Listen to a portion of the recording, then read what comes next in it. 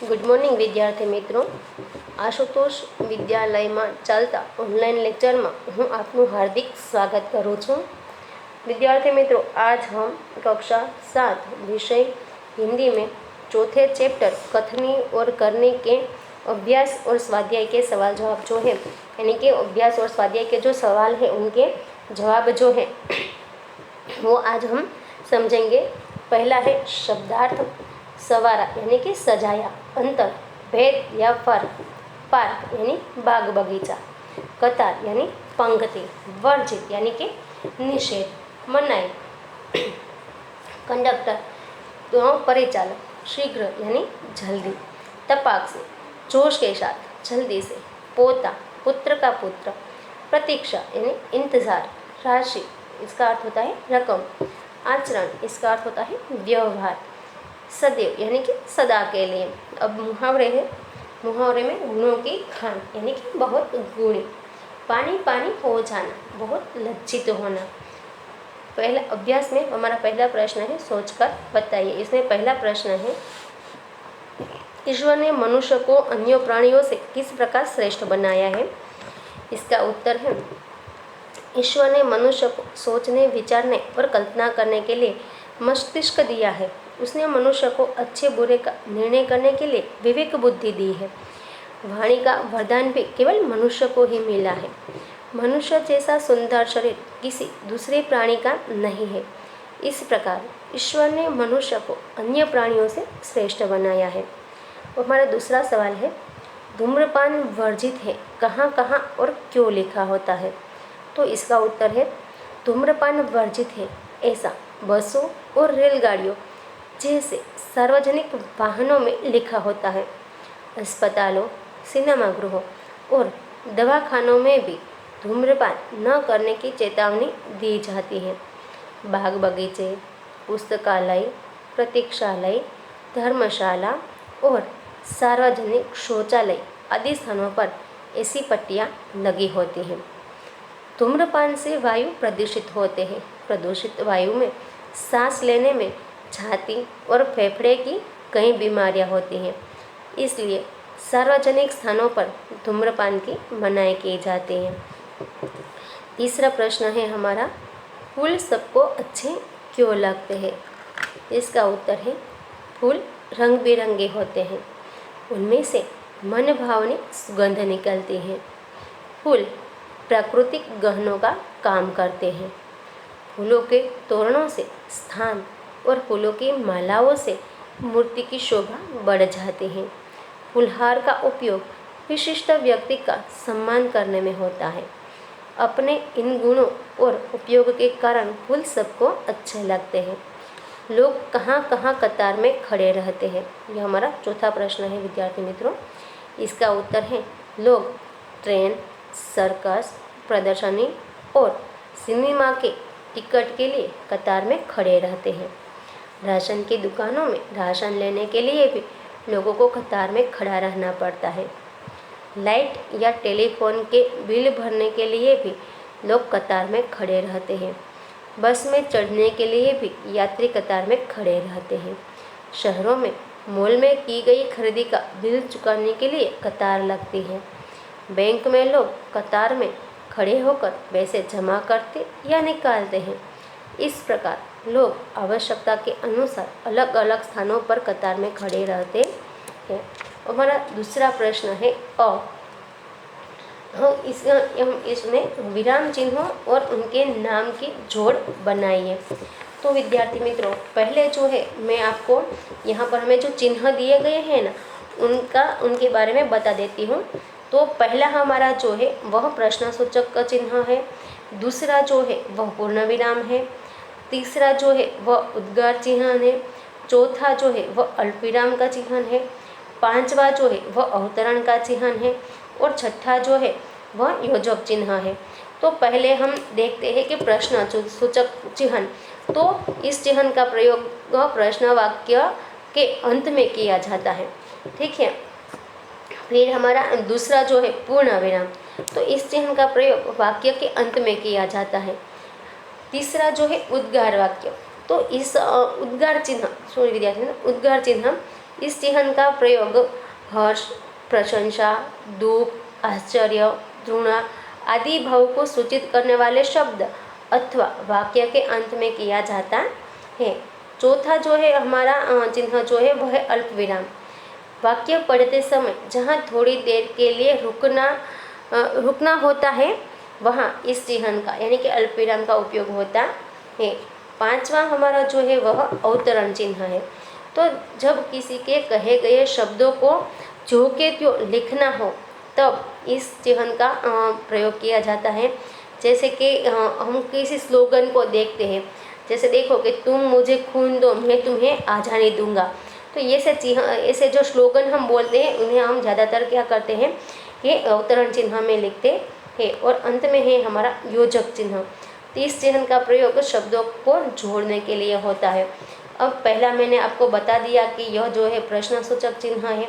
तो अब आप जो है इसकी अच्छी तरह से जोड़ जो है वह खुद मिला लीजिएगा विद्यार्थी मित्रों, क्योंकि मैंने आपको बता दिया है कि कौन सा चिन्ह जो है किस चिन्ह को क्या कहा जाता है। अब हमारे प्रश्न दो का ब जो है वह है कि वाक्यों को पढ़कर उचित विराम चिन्हों का प्रयोग कीजिए। ठीक है, यहाँ पर हमारा जो फूल तोड़ना मना है पहला वाक्य है, तो यहाँ पर पूर्ण विराम जो है वह नहीं, यानी कि यहाँ पर पूर्ण विराम का प्रयोग होगा विराम जो चिन्ह है उसका। दूसरा है वह कितना सुंदर दृश्य है, तो यहाँ पर वह के बाद उद्गार चिन्ह और अंत में वाक्य के अंत में भी उद्गार चिन्ह आएगा। तीसरा है बसों में लिखा होता है धूम्रपान वर्जित है, तो इस वाक्य में विद्यार्थी मित्रों पहले वाक्य में लिखा होता है वहाँ पर अल्प विराम और धूम्रपान वर्जित है, यह जो है सिंगल यानी कि एक अवतरण चिन्ह में जो है वह आएगा। चौथा है कि धारा रात दिन पढ़ती रहती है, यहाँ पर पूर्ण विराम आएगा। और पांचवा जो वाक्य है हमारा पौधे बारिश में ही क्यों लगाए जाते हैं, यहाँ अंत में जो है वह प्रश्नार्थ चिन्ह लगेगा। और हमारा तीसरा प्रश्न है निम्नलिखित वाक्यों में से जातिवाचक संज्ञा के आसपास गोल का चिन्ह कीजिए। तो विद्यार्थी मित्रों यहाँ पर हमें जो है 4 वाक्य दिए गए हैं। इसमें पहला वाक्य है मनुष्य अन्य प्राणियों से श्रेष्ठ है। यहाँ पर मनुष्य जो शब्द है वह जातिवाचक संज्ञा का शब्द है, यानी पर हम इन पर गोल का निशान करेंगे। दूसरा है शिल्पा ने 4 पौधे बोए या लगाए। ठीक है, तो यहाँ पर पौधे जो शब्द है वह जातिवाचक संज्ञा का है, तो इन पर हम गोल का निशान करेंगे। तीसरा है शहर के लोग सुबह शाम टहलने जाते हैं, यहाँ पर शहर जो शब्द है वह जातिवाचक शब्द है, तो हम इन पर गोल का निशान करेंगे। चौथा हमारा वाक्य है फूल सबको अच्छे लगते हैं, इनमें फूल शब्द जो है वह जातिवाचक संज्ञा का है, तो हम इन पर गोल करेंगे। अब हमारा चौथा प्रश्न है कथनी और करनी में समानता रखने में मुश्किलें आती है या नहीं, चर्चा कीजिए। तो यहाँ पर जो है कुछ मित्र जो है वह वार्तालाप करते हैं, जिसमें राकेश, चंपक और गीता जो है वार्तालाप कहते हैं। राकेश कहता है कथनी और करनी में समानता रखना बड़ा कठिन है, इसमें काफ़ी मुश्किलें आती हैं। तो चंपक कहता है धन्य है वे लोग जिनकी कथनी और करनी एक जैसी होती हैं, मुझसे तो यह कभी नहीं हो सकता। गीता अरे किसी से नहीं हो सकता, मेरी माँ मुझसे सदा सच बोलने के लिए कहती है और वे खुद पड़ोसन आंटी से झूठ बोलती हैं। राकेश मेरे पिताजी झूठ बोलने पर मुझे डांटते हैं और जब मकान मालिक किराया मांगने आता है तब मुझसे कहते हैं जा सेठ से कह दे कि पिताजी घर में नहीं है। चंपक अरे भाई जिनकी कथनी और करनी एक होती है वे संत कहलाते हैं, यह न किसी की माँ संत है न बाप। गीता फिर भी हमें कथनी और करनी समान रखने के लिए प्रयत्न करने चाहिए, जिसकी कथनी और करनी एक होती है उसी मनुष्य का दुनिया में आदर होता है। विद्यार्थी मित्रों यहाँ पांचवा हमारा जो प्रश्न है, यहाँ परिच्छेद पढ़कर प्रश्नों के उत्तर दीजिए। तो विद्यार्थी मित्रों यह परिच्छेद जो है वह आप जो है वह पढ़ लेना।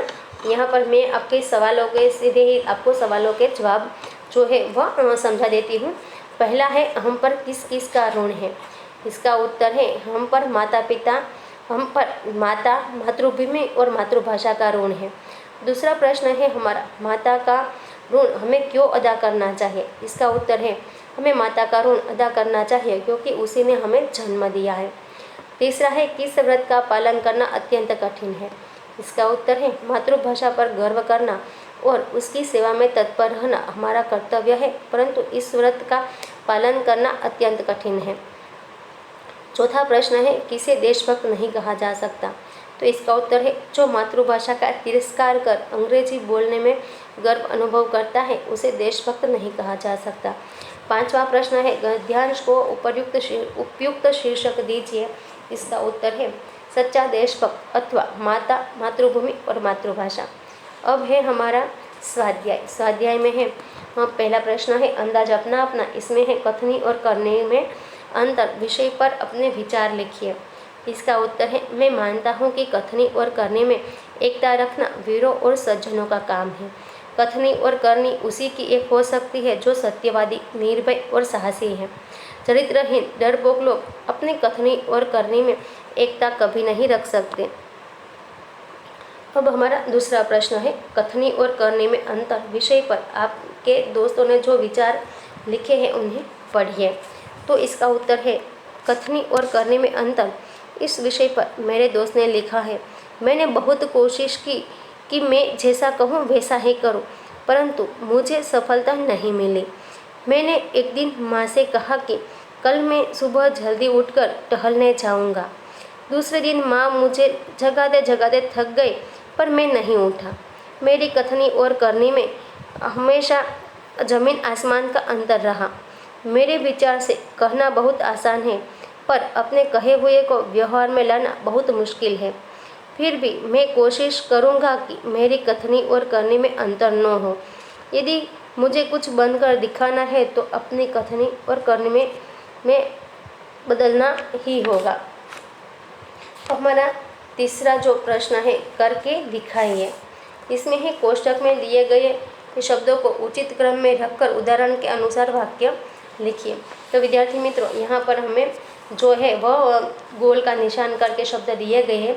उसी प्रकार हमें जो है वह अन्य शब्दों पर गोल करना है, जैसे कि सबको, फिर कथनी, फिर करनी, फिर में, समानता रखनी चाहिए। तो ऐसा वाक्य आपको ये सारे शब्दों जो है वह इस कोष्ठक में दिए गए हैं उन्हें क्रम में लिखकर ये जैसे मैंने वाक्य बनाए वैसे आपको शब्दों पर गोल करके वाक्य बनाना है। और फिर एक और वाक्य है मैं हर रोज़ खेलने जाता हूँ। ठीक है कि सबको कथनी करनी में समानता रखनी चाहिए। फिर मैं हर रोज़ खेलने जाता हूँ।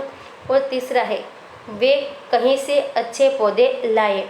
इनके इतने जो शब्द थे आपके वाक्य जो मैंने 3 कहे उनके शब्दों को आपको इसमें जो इस तरह कोष्ठक में उदाहरण के स्वरूप में दिए गए हैं उसी तरह शब्दों पर गोल करना है। फिर ये 3 वाक्य जो है वह आपको लिखने हैं। विद्यार्थी मित्रों यहाँ पर हमारा ये चौथा पाठ जो है वह उसके अभ्यास और स्वाध्याय समाप्त होते हैं और साथ ही साथ हमारा ये चौथा जो चैप्टर था वह भी यहाँ पर समाप्त होता है। धन्यवाद।